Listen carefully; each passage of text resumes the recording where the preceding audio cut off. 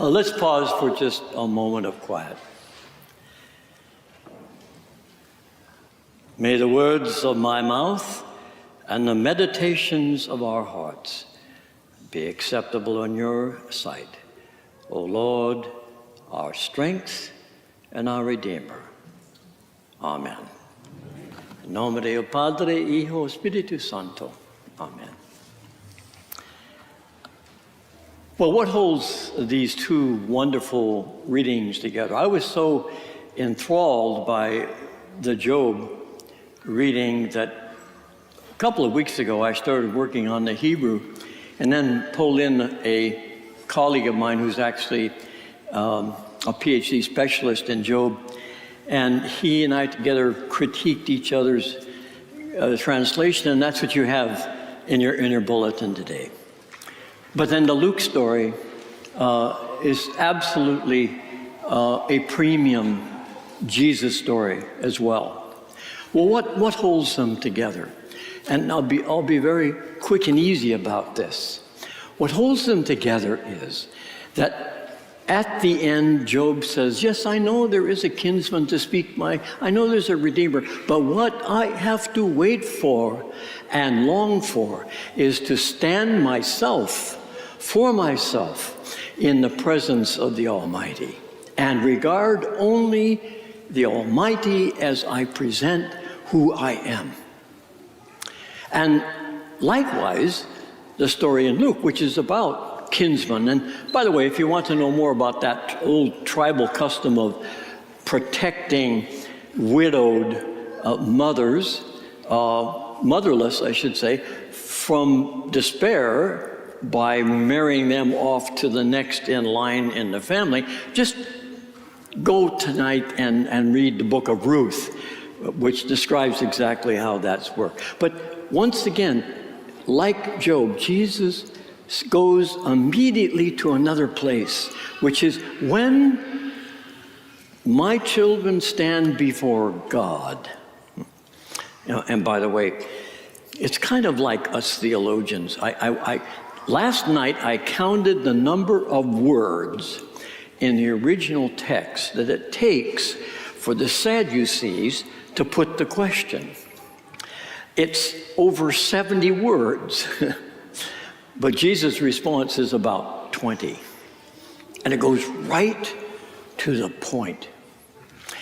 And Luke brings into play, in coming right to that point, in a way that absolutely drives professional theologians like myself wild. And the first point that Jesus makes in answering is this. He says, in fact, in the text he says, those who are considered worthy. Now, I want to tell you something. That Mark and Matthew tell the same story. They don't include that. That is the brilliance of Luke. Those who are worthy to become children in the resurrection world is the way he completes it. Now, if you have been catechized in the Lutheran Catechism, or maybe you're raised with the Westminster Confession or the Articles of Religion or Wesley's hymns and notes on the New theologians have tried to tell the world what it takes to stand before God. And if you go to one of my favorite places for the last couple of decades, half-price book, go to the very back, and on the left-hand side, the last cubicle is theology. And if you take your measuring tape, you stand there and you will find several volumes, and if you take out your measuring tape, across the spine, you will see that some of them measure 2.5, even 3 inches of knowledge about what God expects. And of course, the fellow who has 3 inches of spine disagrees with the guy next to him who has 2.5 inches of spine. So we're supposed to believe that it doesn't matter what you do in life to God, but rather whether you have been redeemed in this or that system. The other night at the Bible study, led so ably by Mark, a lot of wonderful things were said, but Pastor Hector said something that just was so utterly profound. And he said, sometimes we get into the weeds on what it is we are to believe and how the church wants you to. He says, sometimes I think it's just a simple matter. You see, if you take one of these Gallup polls where people don't know the priest or the preacher or the almond or whoever it is looking over your shoulder, you'll find out that most people believe, whether they're religious or not, that in the afterlife, how you have lived is important.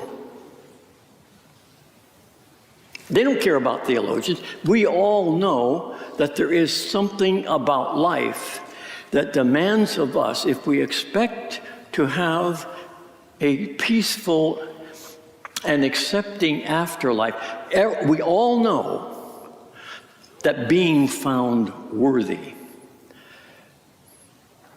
is important. But then Luke does it a second time. And I'll take the first slide now, thank you. In the very next sentence, he says, remember that those who are counted worthy and go into the world of the resurrection are equal to angels. Now, I will bet every single person in here did better at geometry than I did. I am so bad at math that, as my lovely wife sitting here will tell you, I'm not even allowed to carry folding money. But I did, you see, the isosceles triangle, I did remember that. An isosceles triangle is a triangle made up of two equal legs. And if you went to a really full American dictionary and you looked up all of the scientific words that start with IS, you would find 2 and 3 columns. It's a very useful, and the Greek up there is isangeloi.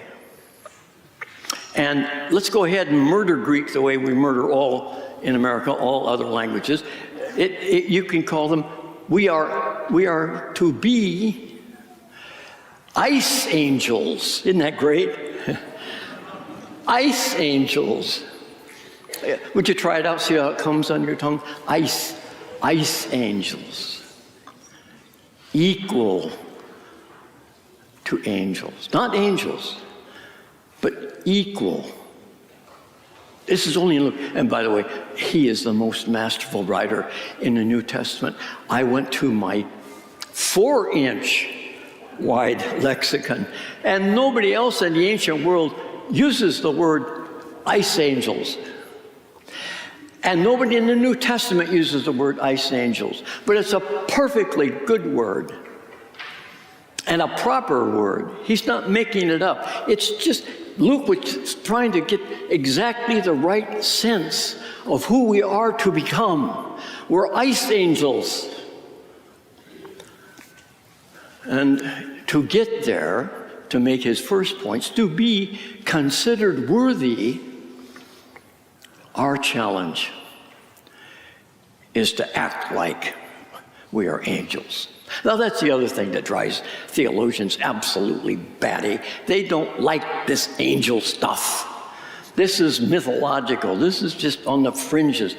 But let me tell you, back to the Gallup poll stuff, well, you take a poll, and it's been done, and you will find out that more people believe in angels than go to church. And so in spite of what us theologians think about the place of angels in our life, Luke is saying, we are children of the resurrection already. If we adopt the discipline, we are already ice angels. Equal to angels. The next slide, please. And so, I don't know about you. I will speak only for myself this morning. I have lived a very long time, including memories of living in Everett at a time when we weren't exactly sure whether or not the war being waged would come to our homes via the Puget Sound. And I remember the sense of uncertainty and the sense of a certain powerlessness. And I want to tell you that this is speaking for me today. And if you want to say yes inside yourself, you can. I want to tell you that today, more than that time in 1942, I am feeling uncertain. And also powerless. And so now we're getting serious. And so what I have to say to you today is that the ancient scriptures that we live by still provide us guidance. And Luke and Job can provide us guidance in what I think are uncertain and the feeling of powerlessness times. And it is to live as Easter children, as children of the resurrection, as those who already are ice angels. And we know a lot about what it would be to act like an angel. Here is the announcement. What angels do is they announce good news. And by the way, often that good news is bad news for some. And what we can do as ice angels is to speak truth to power and to announce good news to those who see nothing but bad news. And we are surrounded by those who live in the midst of bad news. And we can say to them, there is good news. Let me give you an example. Addiction and alcoholism has run right through my family. And from time to time, thank God, some person bearing good news about recovery has gone to someone addicted and has said, there is life beyond this. Grasp it, and I will stand beside you as you grasp it. Does that echo with anybody here? An ice angel speaks hope. And we do it in whatever location and circumstance God gives us. In that circumstance, we are not powerless. The next slide, please. What angels also do other things. They protect the innocent. And there are in our world now innocence by the numbers. Does anybody disagree? And so as ice angels, we, in our own way, wherever we are, seek to protect the innocent. For 15 years, it's after my retirement, I served as a guardian ad litem, and I can tell you that one of the most joyful periods of my life was when I was given a case with a court order from a judge to act in every way for that damaged child, to step in and to say something, that this child is now protected. This child is now under my care. and you will do what the state has ordered. That can be done in other circumstances. Give me the next slide, please. And the angels are also watchers. They are those who do not live in the small bubble of their lives, but cast their eyes on the circumference of their lives and watch over what is happening and be prepared to warn where necessary. Down on the Oregon coast where we hang out some of the time, we serve on Saturday at a food pantry. It's a very humble one. And when I first began serving, I realized that by the time families came with their boxes to the end and were getting ready to leave, there was no one to help them. And I volunteered. I said, can I be the box boy? And so I stand at the end, and with the box of groceries, there's a little wobbly kitchen cart with, the kind of wheels that go like this. And I put them on there, and the person said, no, I can. I said, no, let me help you. And I carry those groceries out to the little wagon they've got, or the bicycle, or the broken down car. And then they open the door and say, well, just push the pit bull back a little bit, and then and I asked for the job because as I walk them out and load the car and stand with one hand on the rusty roof and talk to them, it allows me to give them a moment to know they're watched. To watch. And this wonderful little group of renegades that do this breakfast, we stand in a circle and they pray, and thank goodness it's a laywoman, and her prayers are entirely unschooled, and she makes me cry. Because she says, Lord, give us warm smiles and welcoming hearts. Help us to see the dignity of these people and to make them feel their dignity. And at the end, we stand there, we're weeping. And as people come in, we say, oh, it's just so good to see you again. Is your recovery still going well? That's watching. That's watching. We can all be ice angels. We don't have to feel uncertain. We don't have to feel powerless.